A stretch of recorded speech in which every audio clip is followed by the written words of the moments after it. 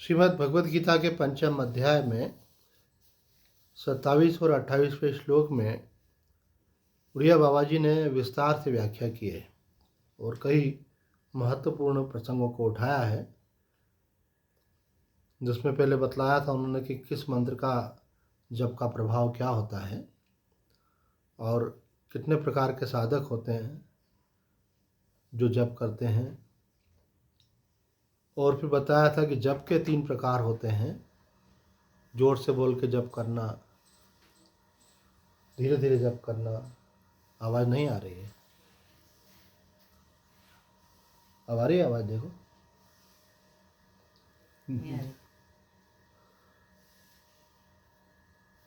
अब आ रही है आवाज़? ठीक है। तो हम 5वें अध्याय का हम लोग मनन कर रहे हैं। इसमें बाबा ने 27वें और 28वें श्लोक में विस्तार से ये बतलाया है, कई महत्वपूर्ण प्रसंग लिए उसमें। तो ये भी बतलाया था कि भाई किस मंत्र का क्या प्रभाव होता है। मंत्र जापक 3 प्रकार के होते हैं, उत्तम, मध्यम और कनिष्ठ। और पिछले सत्संग में हमने चर्चा की थी कि जप के भी 3 प्रकार थे, ऊंची आवाज़ में जप करना, मध्यम आवाज़ में जप करना और मानसिक जप करना। इसमें बड़ी महत्व की बात जो बाबा ने बताई कि मानसिक जप करने वाला जो होता है तो वो अच्छा लगता है आपको कि आप मुझसे कुछ नहीं बोल रहे हो, अंदर ही अंदर आपका भगवान का नाम चल रहा है। तो मानसिक जप को रमन महर्षि जी ने भी ध्यान का नाम दिया है। मानसिक जप ध्यान ही है।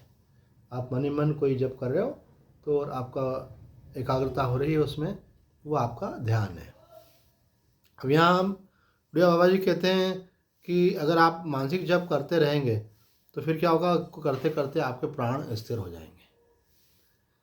और प्राण स्थिर होने का मतलब है कि धीरे धीरे उसकी गति सूक्ष्म होकर के ऐसा लगेगा जैसे आप श्वास ले ही नहीं रहे, ऐसी अनुभूति सी होगी आपको, सूक्ष्म रूप में चलती है वहाँ पर। तो आपको एक शून्यता आ जाएगी, क्योंकि प्राणों का संबंध मन के साथ है। जब श्वास प्रश्वास की गति धीमी होती है तो मन के विचार भी कम होते जाते हैं। तो कहते हैं एक शून्यता का आपको आभास होने लगेगा कि कुछ भी नहीं है। तो ये स्टेप्स हमको मालूम होना चाहिए कि इस प्रकार से हम आगे बढ़ रहे हैं। तो हमारा जो हमको रोड मैप मालूम होता है तो हम समझ पाते हैं कि हम सही दिशा में जा रहे हैं। तो जब करते करते हमारा माला से जब कर रहे हैं तो धीरे धीरे वो ऐसा होना चाहिए, वो मानसिक होने लगे और हमको लगे कि भाई हम चुपचाप अंदर ही अंदर जप करें। और मानसिक जप जो है फिर आगे चल कर के ऐसा होना, उसका परिणाम होना चाहिए कि उसका प्राणों पर ऐसा प्रभाव पड़ना चाहिए कि धीरे धीरे आपके प्राणों की गति सूक्ष्म होती जाए और ऐसी स्थिति बन जाए कि जब आपका रुक जाए और एक शून्यता सा वातावरण बन जाए, बिल्कुल एकदम से शांत शांत शांत, शून्यता आ गई। तो बाबा कहते हैं जब ये शून्यता आ जाती है तो इसको आप देखें। शून्यता में डूबना नहीं है, खोना नहीं है, लय नहीं होना है। शून्यता आ गई तो आप शून्य मत हो जाओ, उस शून्य को भी तटस्थ साक्षी रह करके देखें कि शून्यता आ गई है, मैं शून्यता को भी जान रहा हूँ। ऐसा बोलना नहीं है, लेकिन ऐसा अनुभव करना है कि मैं इसको जान रहा हूँ। उसका परिणाम क्या होगा, तो बाबा कहते हैं उसके बाद फिर आपको एक असीम आनंद की अनुभूति होने लगेगी, है ना। जैसे अपन किसी एक शहर से दूसरे शहर जाते तो पहले बताते भाई अभी पहले ये आएगा फिर वो आएगा। तो मानो यहाँ बाबा हमको बतला रहे हैं कि हम इस मार्ग में आगे बढ़ेंगे तो क्या क्या हमको दिखेगा। तो बोलते हैं जब आप शून्यता के साक्षी हो जाएंगे तो आपको आनंद का अनुभव होगा। उस समय आनंद ही आनंद का भान होगा। इस अवस्था को नाम दिया बाबा ने सविकल्प समाधि, क्योंकि वहाँ पे एक विकल्प बना हुआ है, कौन सा? आनंद का। परमात्मा जो है सच्चित आनंद स्वरूप है, तो वहाँ पे अनुभूति किस रूप में हो रही है? आनंद के रूप में उनकी अनुभूति हमको हो रही है। तब बोल रहे हैं कि भाई ये सविकल्प समाधि है। उस आनंद से भी फिर आपको आगे चल के धीरे से उपराम होना है, उस आनंद में भी डूबना नहीं है। उससे भी आप अपने मन को हटाओ, अपने आप को हटाओ और आप उसको भी सजग होकर के देखो। तो परिणाम क्या होगा कि वो आनंद जो है वो भी एक भाव की अवस्था है, वो भी लीन हो जाएगा और आपको फिर एक निर्विकल्प समाधि का अनुभव होगा। निर्विकल्प समाधि कैसी होती है? जैसे गहरी निद्रा में आप सो जाते हैं तो कुछ भी आपको मालूम नहीं पड़ता है, जैसे वहाँ कुछ भी नहीं रहता है, बस चैतन्य की ज्योति जगमगा रही है। तो कोई ज्योति जलती हुई सी नहीं दिखती है वहाँ पे, पर आपके अंदर एक चेतना बनी रहती है, सजगता बनी रहती है। आपको मालूम पड़ता है, नींद में मालूम नहीं पड़ता है, ध्यान में मालूम पड़ता है, यही चैतन्यता है। तो कहते हैं ऐसे निर्विकल्प समाधि की स्थिति हो जाती है। निर्विकल्प समाधि में जो मालूम पड़ता है, तो ऐसा जो मन के द्वारा हम संसार को देखते हैं इस प्रकार से मालूम नहीं पड़ता है। अपने होनेपन का बोध रहता है वहाँ पे, जस्ट बीइंगनेस, होनापन, ऐसा। ये सर्वोच्च अवस्था है जबकि मार्ग से अगर आप आगे बढ़ रहे हैं तो ये डिपेंड करता है आप सिंसियरली कर रहे हैं कि नहीं कर रहे हैं। कई लोग नियम बना लेते हैं, करते रहते हैं, जब भी करते रहते हैं, आसपास कौन आ जा रहा है उसको भी देखते रहते हैं, जब भी करते रहते हैं, और मन में प्लानिंग भी करते रहते हैं, सोचने की आदत रहती है मन की, तो सोच भी रहते, बोले कोई दिक्कत नहीं, जब भी चल रहा है सोच भी रहा है ऐसे तो उससे क्या होगा, मन आपका पूरा लगेगा नहीं। जैसे कबीर साहब जी ने कहा है, माला तो कर में फिरे और जीवा फिरे मुखमाए, और मनवा तो चौदिसु फिरे, यह तो सुमिरन ना है। तो बोले सुमिरन तब कहलाएगा वो कि जब आपका मन उसमें समाहित हो, मन दूसरा चिंतन नहीं करके मंत्र में ही लगे। अब जो ऐसी अवस्था आ जाती है कि आप सब विचार शांत हो गए, आप निर्विकल्प समाधि में चले गए, तो उसको लेकर के संदर्भ दिया है गीता जी के इस श्लोक का कि शनै शनै रूपरमेद बुद्ध्या धृति गृहीतया आत्मसंस्थम मन कृत्वा न किंचित अपि चिंतये, कि धीरे धीरे अपने मन को संसार से हटाओ, कुछ भी चिंतन मत करो, मन को आत्मा में स्थित कर दो। ये ध्यान की विधि भगवान ने गीता के 6ठे अध्याय में बतलाई है। अब यहाँ पे बाबा कह रहे हैं, अब कोई अन्य भाव न रहने के कारण स्वयं ही रह जाएगा, क्योंकि सब चीज़ें हट गई तो कौन रह जाएगा, जो हमारा वास्तविक स्वरूप है वो रह जाएगा। बाकी चीज़ें तो हमने मान रखी थी, और आत्मा को माना हुआ नहीं, बल्कि आत्मा तो हम हैं। जैसे आपने माना हुआ है कि मैं लड़की हूँ, त्रिवेणी हूँ, ऐसा माना हुआ है, तो ये मान्यता बदलती रहती है। अभी किसी लड़की की शादी हो जाती है और उसका नाम त्रिवेणी, उसका नाम रख दिया गया शीतल, तो बोले अभी क्या नाम है आपका, बोलते मेरा शीतल नाम हो गया है ना।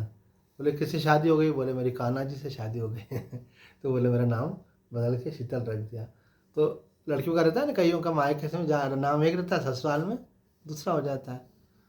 तो ये चीज़ें क्या आपने मानी हुई हैं, तो जो मानी हुई हैं वो बदल सकती हैं, लेकिन जो वास्तव में है वो बदलता नहीं, वो सदा ही रहता है। जैसे अपन ने कोई प्लाट के ऊपर मकान बनाया, तो मकान को अपन बदल सकते हैं, कमरा इधर उधर कर सकते हैं, लंबा छोटा कर सकते हैं, कोई परिवर्तन कर सकते हैं, लेकिन प्लाट वैसा का वैसा ही रहेगा, तो आधार वही रहेगा। तो आधार रूप से हम कौन है, आत्मा। उसके ऊपर हमारे को कितने प्रकार के शरीर मिल गए, कितने प्रकार का मन बन गए हमारे, इसी जन्म में कितना मन बदलता रहता है। जो बिल्कुल छोटे थे तब मन एक प्रकार का था, और बड़े होते मन दूसरे प्रकार का होता है। युवा होने पर, वृद्ध होने पर मन बदलता रहता है, लेकिन आत्मा नहीं बदलती। तो स्वामी जी कहते हैं, जो बदलता है वो आप नहीं हो, बदलता है उसका न पकड़ो सहारा, कभी ना बदलता वही है तुम्हारा। तो कौन कौन बदलते हैं, शरीर बदल जाता है। जैसे अपन ड्रेस बदल देते ना, कल प्योर ब्लैक कलर की ड्रेस पहनी थी, आज ब्लैक के साथ रेड भी हो गई, तो ड्रेस बदल गई।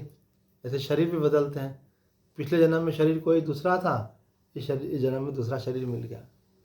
मन भी बदलता है, और शरीर इस जन्म में भी बदलता है। बचपन में कैसे दिखते थे, आप कैसे दिखने लग गए, जब पैदा हुए थे तब बिल्कुल जरा से थे, वहाँ करते थे, अब तो बोलने लग गए तो बदलता जाता है शरीर भी, बालक युवा वृद्ध, ऐसा नहीं है कि अचानक, रोज बदल रहा है, डेली परिवर्तन हो रहा है। ऐसे मन भी बदलता है, कभी मन की रुचि किसी चीज़ में होती है, फिर बाद में किसी में हो जाती है। बचपन में मानो खेलने में रुचि रहती है, तो गुल्ली डंडा खेल रहे हैं, अंटी खेल रहे हैं, पतंग उड़ा रहे हैं। बड़ा हो जाए तो अगर पतंग आके अपने पास गिर भी जाए तो अपन दूसरे बच्चों को दे देते हैं, अरे हो गया, अब ये हमारा शौक खत्म हो गया। तो बदलता रहता मन, तो ये सब बदलता है, लेकिन इनको बदलने वाले को जो जानने वाला है वो नहीं बदलता है। हमको मालूम रहता है हम पहले ऐसे थे, फिर वैसे हुए, फिर वैसे हुए, तो ये किसने जाना। तो जो चेतना उन सबको जान रही है वो नहीं बदलती, वो आप हो। वास्तव में आप कौन हो, वो हो जो जानने वाला है। जो बदलता है वो आप नहीं हो, वो बदलता रहेगा। ऐसे जो सदा एक सा रहता है वो आप हो। तो यहाँ कह रहे हैं, जब कोई अभाव न रहने के कारण स्वयं ही रह जाएगा, तो स्वयं कौन, मैं शुद्ध हूँ, मुक्त हूँ, साक्षी हूँ, यह बोध अर्थात ज्ञान वहाँ बना रहेगा। अर्थात आप सदा ही मुक्त हो, आप किसी के बंधन में, आप शुद्ध स्वरूप हो। मन में आप अपवित्रता आती है, आत्मा तो शुद्ध ही है, और आत्मा सबको जानती है, इसलिए उसको बोलते हैं साक्षी। परंतु अभ्यास के समय ये भी ध्यान मत करो कि मैं कौन हूँ, कैसा हूँ, जैसे अभी बोला ना आप, मैं शुद्ध बुद्ध मुक्त हूँ। तो ये भी आपको नहीं सोचना। ध्यान के समय बस सब तरफ से ध्यान हटाते जाओ। जो आपको आनंद का प्रवाह हो रहा था सविकल्प समाधि के रूप में, उसको भी आप तटस्थ होकर के देखो, तो धीरे धीरे वो भी लुप्त हो जाएगा और आप जो है विचार रहित अवस्था में चला जाएंगे। नित्य शुद्ध बुद्ध साक्षी की स्थिति आपकी हो जाएगी। तो एक होता है कि अपने कहते हैं कि मैं आत्मा हूँ, तो बोले कहना नहीं है, आत्मा होकर के रहना है ना। जैसे कोई बच्चे बोलते हैं मुझे बहुत पढ़ाई करनी है, मुझे बहुत पढ़ाई करनी है, तो उसके उनके पापा क्या बोलते हैं, बेटा पढ़ाई करनी ही करनी, ऐसे बोलने से काम नहीं चलेगा, पढ़ाई करो, है ना। करोगे तो पास हो गए, तो सोचने से काम नहीं बनेगा। कोई महिला बोले मेरे को बहुत काम है, बहुत काम है, तो उससे कोई घर की सफाई और खाना वाना सब नहीं बन जाएगा। जब वो करेंगे तो होगा। ऐसे ही भगवान की तरफ बढ़ना है अपने को। तो यहाँ पे ऐसा सोचना नहीं है कि मैं आत्मा हूँ, बल्कि आत्मा होकर के रहना है, एक इम्पॉर्टेंट बात है। सोचना एक बात है, मानना एक बात है, और उसमें स्थित होना दूसरी बात है। तो स्थित होने की बात यहाँ पे उन्होंने बताई बाबा ने। इस क्रम से अगर आप बढ़ेंगे तो आप आत्मा में स्थित हो सकते हैं। आगे कह रहे हैं बाबा, बस इस बात का ध्यान रखो कि आपका शरीर नहीं हिले, आपकी पलकें नहीं हिले। अगर शरीर और पलकों का संबंध प्राणों से रहता है, तो अगर आपकी पलकें नहीं हिल रही मतलब आपके प्राण स्थिर हो गए। आपका शरीर नहीं हिल रहा है मतलब शरीर के स्तर में जो चेतना होती है वो स्थिर हो गई। तो परिणाम क्या होगा कि कुछ नहीं करना पड़ेगा, वो आसन में बैठे रहें आप, पलकें नहीं हिलने दें, शरीर नहीं हिलने दें, तो आप समाधि में चले जाएंगे। पलकों को देखता रहे कि वो हिलने न पावे, आसन की दृढ़ता बनी रहे, तो समाधि स्वयं ही लग जाएगी। समाधि मतलब ये क्या है, योग का सबसे सर्वोच्च अंग है। योग के 8 सोपान है, यम, नियम, आसन, प्राणायाम, प्रत्याहार, धारणा, ध्यान और आखिरी समाधि। जैसे बोलते ना PhD कर ली, तो स्कूल भी कॉलेज भी सब पढ़ाई हो गई और आखिरी में PhD हो गई। तो समाधि मतलब PhD, अर्थात वहाँ पे आपको अपने निराकार स्वरूप का साक्षात्कार हो जाता है। वहाँ परमात्मा का जो निराकार स्वरूप है उसका आपको अनुभव हो जाता है, क्योंकि वहाँ बाकी कुछ नहीं रहता है, केवल वही रहता है। आगे प्रश्न पूछा है, इस अभ्यास के करते हुए हमें यह कैसे मालूम पड़ेगा कि हमारी उन्नति हो रही है। भाई कोई भी काम आप कर रहे हो तो मालूम तो पड़ना चाहिए ना, सही दिशा में जा रहे हो, हमारी उन्नति हो रही है। तो बाबा से कह रहे हैं कि भाई हमको कैसे मालूम पड़ेगा कि हमारी उन्नति हो रही है। तो बाबा यहाँ कह रहे हैं, इसके लक्षण बताए बाबा ने। पहला लक्षण तो ये है कि अगर आपका ध्यान सही हो रहा है तो आपका शरीर स्थिर होने लगेगा। जब ध्यान लग जाता है ना तो आदमी का शरीर स्थिर हो जाता है एकदम। जैसे किसी को गहरी नींद आ जाती है तो मालूम पड़ता है ना, देख करके, अरे बिल्कुल ऐसा सोया है, न हिल रहा है न डुल रहा है, और तेज तेज सांस चल रही है, मतलब गहरी निद्रा में चला गया। जैसे किसी का ध्यान लगता है तो उसकी पहचान भी क्या होती है, उसका शरीर स्थिर हो जाता है। न तो उसकी उंगलियां हिलेंगी, न हाथ हिलेगा, न आंखें हिलेंगी, न शरीर हिलेगा, बिल्कुल शांत होकर बैठा है, वो लग गया ध्यान इसका। तो पहला लक्षण क्या है, शरीर का स्थिर होना। उसका अगला लक्षण क्या है, चित्त का शांत होना। भाई शरीर तो स्थिर हो गया, कहीं ऐसा तो नहीं आपका मन चल रहा हो, अंदर कुछ विचार कर रहा हो, बोले नहीं, ऐसी स्थिति होगी, मन भी बिल्कुल शांत हो गया। और तीसरा लक्षण बताया यहाँ पर कि आनंद का अनुभव होना। जब मन शांत और एकाग्र हो जाता है तो आत्मा का आनंद जो है वो मानो अंतःकरण पे प्रतिबिंबित होता है, तो आपको विशेष आनंद का अनुभव होता है। आप बैठ गए, बहुत अच्छा लग रहा है। क्या, किस बात का अच्छा लग रहा है, बोले हमारा होना पना ही आनंद स्वरूप है ना, उसके कारण हमको अच्छा लग रहा है। तो ध्यान में जब आनंद का अनुभव हो, इसका मतलब आपके ध्यान में प्रोग्रेस होती जा रही है। ये सब उन्नति के लक्षण हैं।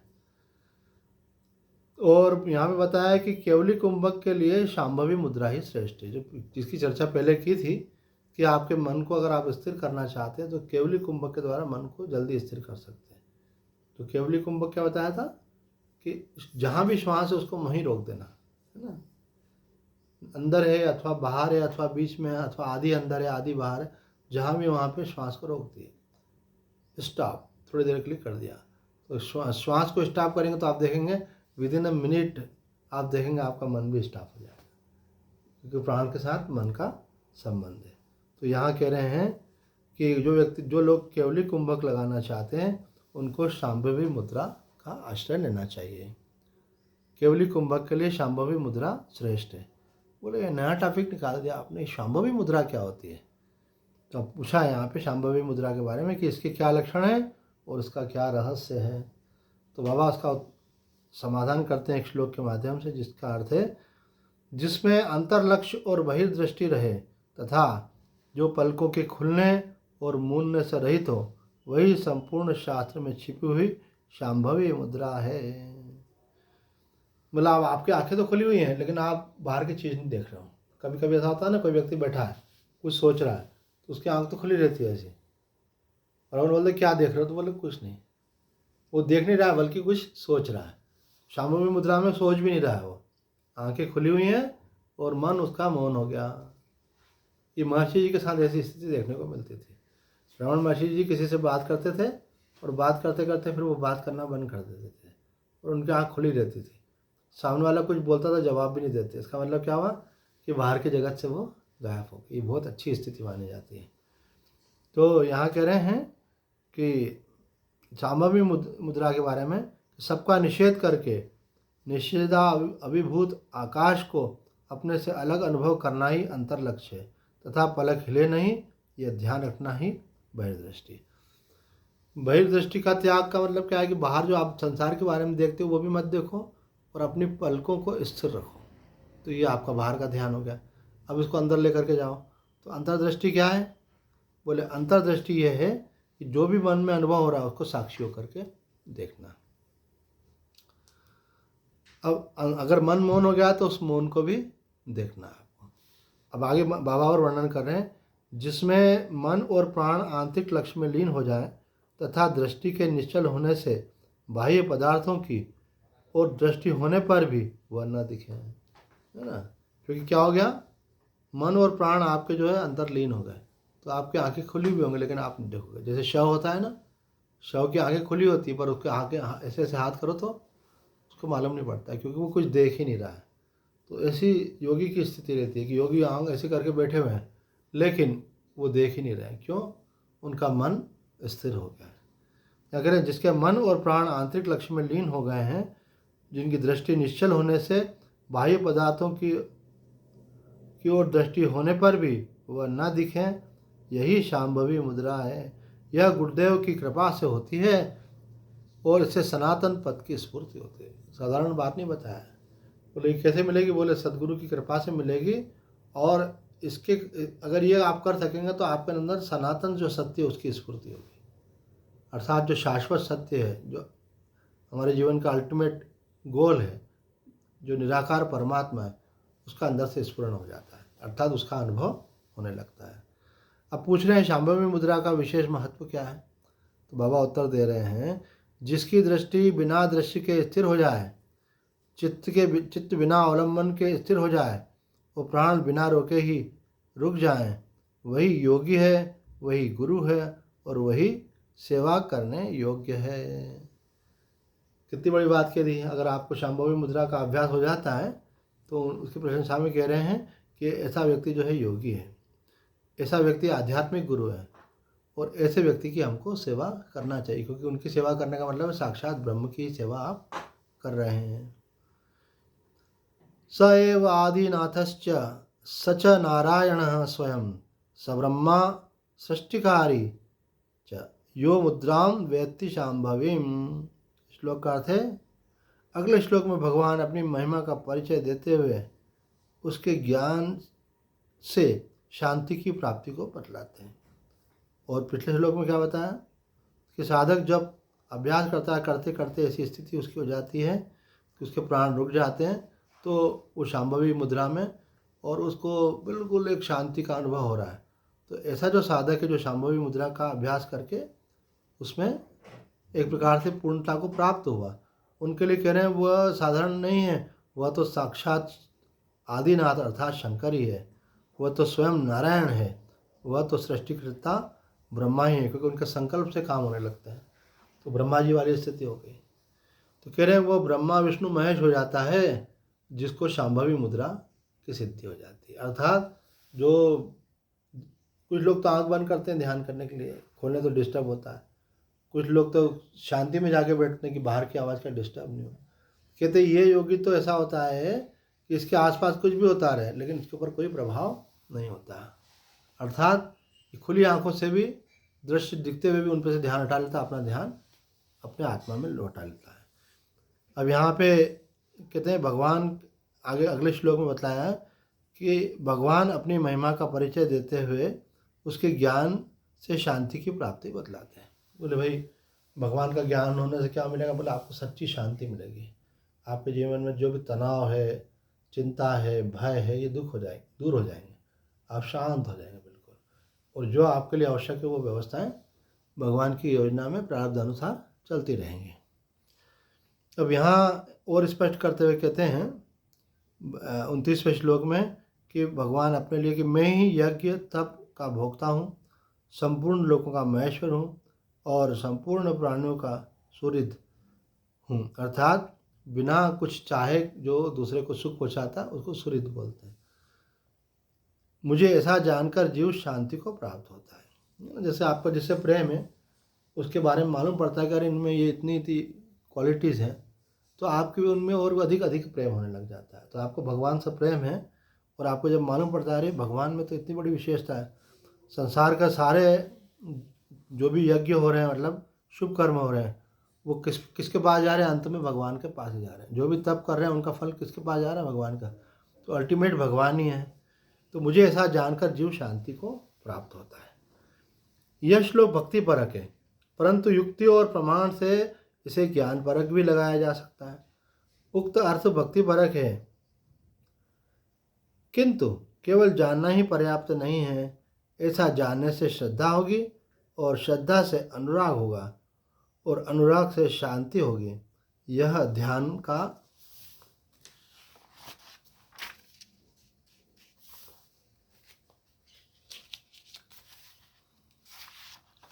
विषय है, इसलिए भेद ज्ञान समझना चाहिए। अर्थात भगवान के ऐश्वर्य का ज्ञान होने पर भक्त के मन को शांति मिलती है। ये तो भक्ति परक अर्थ हो गया। भगवान के महिमा को जाना, उससे आपके मन में शांति आ जाती है। सब अल्टीमेटली बोले सब कुछ किसके अंदर जा रहा है? परमात्मा में जा रहा है। परमात्मा से ही प्रकट हो रहा है और परमात्मा में ही जा रहा है। जैसे समुद्र से सब कुछ निकलता है, जल वाष्पित होकर के बादल बनते हैं, नदियों में जाते हैं, फिर नदियाँ सब आखिर में कहाँ जाती हैं? वापस समुद्र में चले जाते हैं। तो बोले ये इस प्रकार से भगवान से प्रेम होने से, उनकी महिमा जानने से आपका मन भगवान में समर्पित हो जाता है। अब इसका ज्ञान परक अर्थ भी क्या है? ज्ञा धातु का प्रयोग बोध अर्थ में है और भज धातु का अर्थ भक्ति में अर्थ में होता है। यहाँ ज्ञात्वा क्रियापद का है द्योतक है। यह श्लोक ज्ञान परक होना चाहिए। अतः अविद्योपाधिक आत्मा ही जीव रूप में अल्पकर्ता होने से व्यष्टिगत यज्ञ और तप का भोगता है तथा मायोपाधिक आत्मा ही ईश्वर रूप से समष्टिगत यज्ञ और तप का भोगता है ना। ये थोड़ी सी टेक्निकल चीज़ है कि एक ही ब्रह्म है। जब वो माया शक्ति को धारण करता है तो वो ईश्वर कहलाता है, जब अविद्या शक्ति को धारण करता है तो जीव कहलाता है। तो हम कौन हो जाते हैं? हम जीव हो जाते हैं। तो हमारे पास शक्ति तो होती है लेकिन सीमित शक्ति होती है। भगवान के पास क्या होता है? असीम शक्ति। हमारे पास जानकारी तो होती है लेकिन भगवान की जानकारी कैसी है? वो त्रिकालज्ञ है। तो कहते हैं कि सब कर्मों का जो भोक्ता बताया है तो वो जीव और ईश्वर को ही बतलाया है। तत्व वही है। अविद्या की उपाधि से जीव कहलाता है, माया की उपाधि से ईश्वर कहलाता है। वही सबको सत्ता देने वाला होने से संपूर्ण लोकों में महेश्वर है। वही अंतर्यामी रूप से प्राणियों का सुहृद है और सबका आत्मा है और आत्मा ही सबके पर प्रेम का आश्रय है। अतः वह सबका सुहृद है। वह कार्य उपाधि से जीव है और कारण उपाधि से ईश्वर है। यदि इन दोनों उपाधियों को त्याग दिया जाए तो अपने इस निरुपाधिक चित स्वरूप का जो ध्यान करते हैं वे शांति प्राप्त करते हैं। यहाँ प्रश्न उठा दिया उन्होंने कि भाई ठीक है, आपने बताया कि जीव है, एक ईश्वर है और वही अल्टीमेट भोक्ता है, लेकिन इन उपाधियों से परे जो वास्तविक स्वरूप है, चित स्वरूप, उसमें स्थिति होने से ही जीव का कल्याण होता है, अर्थात उसको परम शांति की अनुभूति होती है। इन उपाधियों का त्याग मतलब ऐश्वर्य का त्याग कर दिया, गुणों का त्याग कर दिया, जो निर्गुण निराकार तत्व है उसमें स्थिति होने से जीव को सच्ची शांति मिलती है। प्रश्न है 27, 28, 29वें श्लोक में ध्यान के बारे में तो बताया, लेकिन यह तो बताया नहीं कि ध्यान का लक्ष्य क्या है। तो यहाँ उत्तर दे रहे हैं 27, 28 में गुप्त रूप से ध्येय बतला दिया गया है।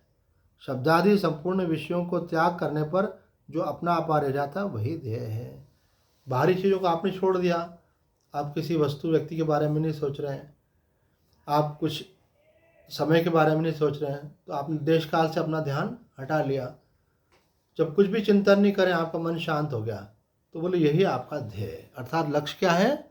सबको छोड़ने से जो रह जाता वही आपका लक्ष्य है। तो सब कुछ जो है मन के तल पर है। जब आप मन के पार हो जाते हो सब कुछ छोड़ करके, तो आपकी स्थिति स्वतः स्वाभाविक ही आत्म तत्व में हो जाती है।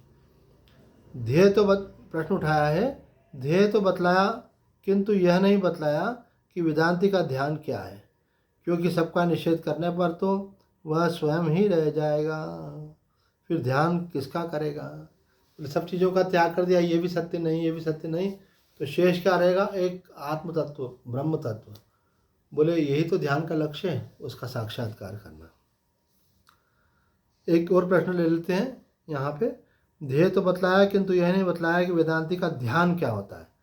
ध्येय की बात भी हो गई, अब ध्यान की बात हो रही है कि जो वेदांती है, जो ज्ञान मार्ग है, जिसका लक्ष्य आत्म साक्षात्कार ब्रह्मानुभूति है, उसके लिए कह रहे हैं यहाँ पर उसको ध्यान कैसे करना चाहिए। बहुत महत्व का प्रश्न है, क्योंकि सबका निषेध करने पर तो स्वयं ही रह जाएगा, फिर ध्यान भी किसका करेगा। तो बाबा उसका उत्तर दे रहे हैं, वेदांती ध्यान कब करता है? बोले वेदांती ध्यान नहीं करता, सब ध्यान छोड़ देना ही वेदांती का ध्यान है।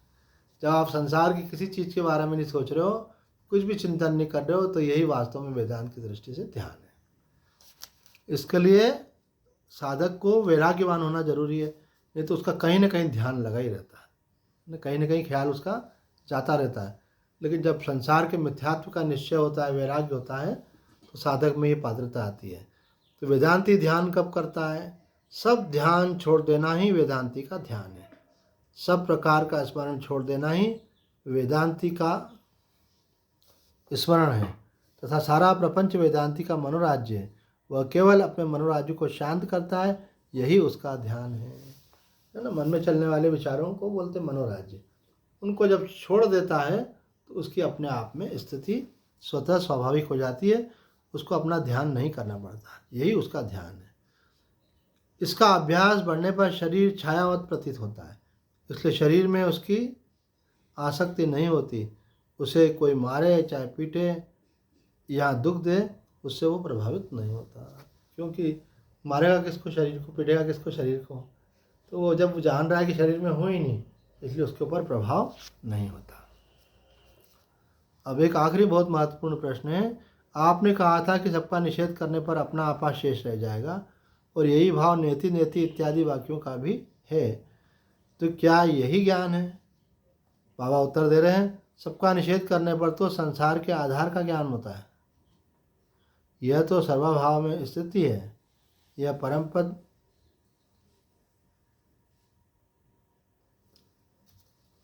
सबका निषेध करने पर तो संसार के आधार का ज्ञान होता है, और यह तो सर्वाभाव की स्थिति है, यह परम पद नहीं है। तो सब कुछ छोड़ दिया तो वहाँ पे परमात्मा नहीं है, अभी तो एक शांत भाव है वहाँ पे। और ये क्या स्थिति है? सर्वाभाव की स्थिति है, सर्व का अभाव। यह परम पद नहीं है, इसे तो कारण ब्रह्म कहते हैं। जब कुछ नहीं है तो वो कारण है, और उसी से इस कार्य ब्रह्म अर्थात संसार की सृष्टि हुई है। आत्मा तो कार्य और कारण दोनों से परे है, परंतु उपासकों की दृष्टि आधार आधेय तक ही रहती है। आधार रहने पर सृष्टि भी रहती है, या अधिष्ठान दृष्टि होने पर सृष्टि नहीं रहती है ना। एक तो सबका आधार जो है, आपकी दृष्टि उस पर चली गई, और एक है कि जो सृष्टि बन गई उस पर गई, तो वो तो कोई कार्य, और जो आधार है वो हो गया कारण। और आत्मा क्या है? कार्य और कारण दोनों से पर है, अर्थात उसमें से ये सब प्रकट हुआ है। जीव या चिदाभास अल्पज्ञ है, इससे निश्चय होता है कि बोध जीव को नहीं होता। यदि कोई कहता है कि मैं बोधवान हूँ, तो यह धोखे में है, क्योंकि मैं बोधवान हूँ यह कथन तो चिदाभास के कर्तृत्व भोक्तृत्व की दृष्टि से होता है। मैं कौन है? चिदाभास। वही बोल रहा है कि मेरे को बोध हो गया, तो वो गलत फहमी है, क्योंकि जीव को कभी ज्ञान होता नहीं है, बल्कि जीव की जो स्थिति है उससे परे चले जाने पर, उसके पीछे चले जाने पर, उसके शांत हो जाने पर, साक्षी होने पर वो शांत हो जाता है, तो अपने आप में स्थिति होती है। लेकिन अपनी स्थिति को कोई जानता नहीं, वो होता है ना। जैसे गूंगे का गुड़ होता है, तो गूंगा आदमी गुड़ खा ले, मज़ा आ रहा है, पर कैसा मज़ा आ रहा है बोल नहीं सकता। ऐसे जिसकी समाधि लग जाती है, परमानंद का अनुभव हो जाता है, तो उसका वाणी का विषय नहीं है, क्योंकि वो अनुभूति में नहीं आता, उसमें स्थिति होती है। यह कथन तो चिदाभास के कर्तृत्व भोक्तृत्व की दृष्टि से होता है। कर्तृत्व भोक्तृत्व का वाद कर चुका है, जब यह अनुभव हो चुका है कि सब मैं ही हूँ, तो फिर कहता किससे है। अतः किसी व्यक्ति को वेत्ता कहना नहीं बनता। ये बहुत सूक्ष्म बातें बता रहे हैं बाबा यहाँ पे, कि ये कहना नहीं बनता कि ये व्यक्ति तत्ववेत्ता है। अब प्रश्न उत्पन्न होगा, भाई तत्ववेत्ता का मतलब तत्व को जानने वाला, तो तत्व को कौन जानने वाला है? जब मन का भी निषेध हो गया वहाँ पर, तो जानने वाला मन तो रहा ही नहीं, तत्व ही रहा। तो तत्ववेत्ता नाम की कोई चीज़ होती ही नहीं है ना। ज्ञानी नाम की कोई चीज़ नहीं होती, ज्ञान ही होता है। क्योंकि जो ज्ञान को जान सकता है वो कौन होगा? तो बोले ज्ञान को तो कोई जान ही नहीं सकता है, ज्ञान के द्वारा ही सबको जाना जाता है। मन के अंदर जो विचार है उसको हम जान सकते हैं, लेकिन हम अपने आप को नहीं जान सकते। हम मन से परे हो सकते हैं, लेकिन हम अपने बारे में भी जाने, तो जानने वाला कौन होगा? वहाँ तो मन है ही नहीं। तो यही बात यहाँ बतलाई जा रही है। अतः किसी व्यक्ति को तत्ववेत्ता कहना नहीं बनता, क्योंकि तत्व और तत्व को जानने वाले तो दो होते हैं, और बोध होने पर दो रहते नहीं, एक तत्व ही रह जाता है। इसलिए स्वरूप का ज्ञान होता नहीं, वह तो स्वयं सत्ता मात्र है। और बड़ी बड़ी बात बोल रहे हैं बाबा यहाँ पे। बोले आज तक किसी को स्वरूप का ज्ञान हुआ नहीं है, और आज तक कोई ज्ञानी हुआ नहीं है। किस दृष्टि से इसको अपने को यहाँ समझाया जा रहा है। किसी को स्वरूप का ज्ञान होता नहीं है, वह स्वयं सत्ता मात्र है। सत्ता का ज्ञान किसको होगा? मन को होगा क्या? मन तो जड़ है, मन से परे होने पर सत्ता में स्थिति होती है। इसलिए आप सत्ता मात्र हो, सत्ता के जानने वाले नहीं हो। उसमें जो कर्तृत्व भोक्तृत्व की भ्रांति है, उसी की निवृत्ति होती है। जब हम अपने को आत्मा नहीं जान करके जीव रूप में रहते हैं, तब हमको लगता है कि मैं जान रहा हूँ, मैं संसार की चीज़ों को जान रहा हूँ, वस्तुओं को जान रहा हूँ, अनेक प्रकार की विद्याओं को जान रहा हूँ। तो तब तक तो आप जीव हैं। जब आपको ये मालूम पड़ा कि मेरे अंदर जीवत्व है ही नहीं, अर्थात मैं करता हूँ ही नहीं, और मैं भोगता नहीं हूँ, अर्थात मुझे कोई अनुभव भी नहीं होता। आत्मा सब अनुभवों से परे है, और आत्मा सब कर्तव्य कर्मों से भी परे है, अर्थात वहाँ निराकार एक शुद्ध चैतन्य है। तो ये कह रहे हैं उसमें जो कर्तृत्व भोक्तृत्व की भ्रांति थी, उसकी निवृत्ति होती है। अतः अज्ञान की निवृत्ति ही ज्ञान की प्राप्ति कही जाती है। ये बात महर्षि जी भी कहते हैं कि ज्ञान को प्राप्त नहीं करना है, ज्ञान तो आपका स्वरूप है, केवल अज्ञान का त्याग करना है। ऐसे इसके लिए एक दृष्टांत देते हैं कि एक महिला जो है, वो उसने सत्संग में जाना था, तो वो देखने लगी पर्स कहाँ रखा है, मेरा पर्स में लेके जाऊँ है। तो ढूंढने लगी तो पर्स कहीं दिखे ही नहीं उसको। तो इधर देखे उधर देखे, तो उनके घर में कोई था। उन्होंने कहा कि क्या ढूंढ रहे हो? बोले मेरा पर्स नहीं दिख रहा है। बोले आपको पर्स चाहिए? बोले हाँ। आइए, उनको उनके कमरे में ले गया। वहाँ एक अलमारी थी, उस अलमारी में कांच लगा हुआ था। कांच में उनको खड़ा करके बोले देखो ये रहा। तो पर्स उनके कंधे पे टंगा हुआ था। तो वो प्राप्त, जैसे आत्मा की प्राप्ति नहीं होती है, आत्मा तो हम हैं ही, बस अनात्मा का त्याग करना पड़ता है। ज्ञान होता नहीं, ज्ञान तो हमारा स्वरूप ही है, अज्ञान का त्याग करना पड़ता है। अज्ञान क्या हो गया? मैं शरीर हूँ, ये अज्ञान है, इसका त्याग करना है। तो जो आप हैं वो तो सदा से ही हैं। अपना ज्ञान क्या होगा? अपनी सत्ता का ज्ञान तो ब्रह्मा से लेकर चींटी पर्यंत सभी को है। अपना होना पना तो मालूम ही है कि हम हैं। उसके लिए नेति नेति की क्या आवश्यकता है? नयति नयति नयति, इस श्लोक से स्थूल सूक्ष्म कारण, तीनों देह, तीनों काल, तीनों गुण, तीनों अवस्था आदि त्रिपुटियों का निषेध होता है। निषेध के पश्चात जो बचता है वही परम पद है ना। किसका निषेध किया जाता है? बोले मैं स्थूल शरीर नहीं हूँ, सूक्ष्म शरीर नहीं हूँ, कारण शरीर नहीं हूँ, तीनों कालों का, मैं भूतकाल में नहीं हूँ, वर्तमान में नहीं हूँ, भविष्य में नहीं हूँ, अर्थात तीनों कालों से परे हूँ। मैं न तमोगुण में हूँ, न रजोगुण में, न सत्वगुण में, तीनों गुणों से परे हूँ। जो ऐसी अवस्था है जहाँ त्रिपुटियों का निषेध हो जाता है, फिर जो बचता उसी को परम पद आत्मा या ब्रह्म कहा जाता है। सबका निषेध करने पर तो अभाव ही रहता है, ऐसा प्रश्न उठा है। तो क्या अभाव ही परम पद है? तो उत्तर दिया है अभाव परमपद नहीं है, परमपद अभाव का भी साक्षी है। जो कुछ आप जानते हो, जो कुछ आपने सुना है, समझा है, उस सब से को जान लो कि सब झूठा है। तो जब सब झूठा है तो फिर क्या रहेगा, आप अभाव की स्थिति में आ जाएंगे। बोले यह अभाव ब्रह्म है क्या? बोले नहीं। जब सबका निषेध करने पर अभाव आ जाता है, उस अभाव को भी साक्षी होकर के आप देखें। अभाव परम पद नहीं है, परम पद अभाव का भी साक्षी है। उसी का निषेध नहीं हो सकता। उसका बोध होने पर यह जान पड़ता है, जिसका निषेध नहीं किया जाता वह भी उसी की दृष्टि का विलास है। इस दृष्टि से जो भी जिसका इष्ट है वही परम पद है।